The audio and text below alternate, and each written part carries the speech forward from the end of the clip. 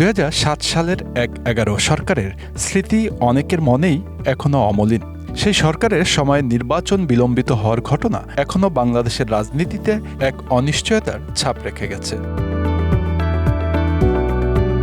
2024 সালের ৫ আগস্ট প্রবল গণ আন্দোলনের মাধ্যমে ক্ষমতাচ্যুত হয় আওয়ামী লীগ সরকার। এরপর ক্ষমতায় আসে অন্তর্বর্তী সরকার, যারা সংস্কারের প্রতিশ্রুতি নিয়ে কাজ শুরু করেছে। অন্তর্বর্তী সরকারের কার্যক্রম ও নির্বাচনী সময়সূচি নিয়ে বিএনপি ও সমমনা রাজনৈতিক দলগুলোর মধ্যে শঙ্কা সৃষ্টি হয়েছে। ১/১১ সময় দুই নেত্রীকে মাইনাস করার মতো কোনো কৌশল এই সরকারে থাকলেও থাকতে পারে বলে আশঙ্কা করছেন বিএনপির নেতারা।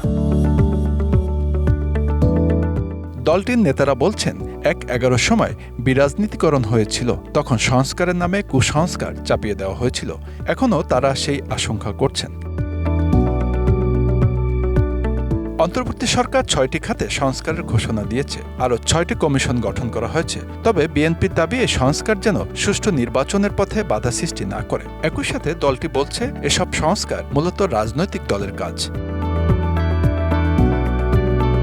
বিএনপি মহাসচিব মির্জা ফখরুল ইসলাম আলমগীর ইতিমধ্যেই বলেছেন, পুলিশ প্রশাসন ও নির্বাচন ব্যবস্থায় সীমিত সংস্কার করে দ্রুত নির্বাচনের রোডম্যাপ ঘোষণা করা উচিত। অন্যদিকে প্রধান উপদেষ্টা নির্বাচন সংস্কার শেষে দ্রুত নির্বাচন দেওয়ার প্রতিশ্রুতি দিয়েছেন, কিন্তু সংস্কারের সময়কাল নিয়ে অস্পষ্টতা রয়েছে।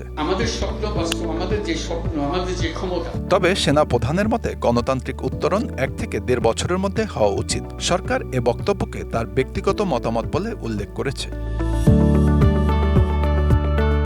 বিএনপির ভারপ্রাপ্ত চেয়ারম্যান তারেক রহমান ভার্চুয়াল বক্তব্যে বলেন, আমাদের ভয় এ সরকার হয়তো নিজেদের সিদ্ধান্ত জনগণের উপর চাপিয়ে দিতে চায়, কিন্তু জনগণের ক্ষমতায়নের প্রধান হাতিয়ার হল ভোট প্রয়োগের অধিকার। জনগণের সমর্থন নিয়ে একটি রাজনৈতিক দল হিসেবে বিএনপি নেতৃত্ব মনে করেন, এই অনিশ্চয়তার সমাধান নির্বাচনকালীন রোডম্যাপের মধ্যেই নিহিত।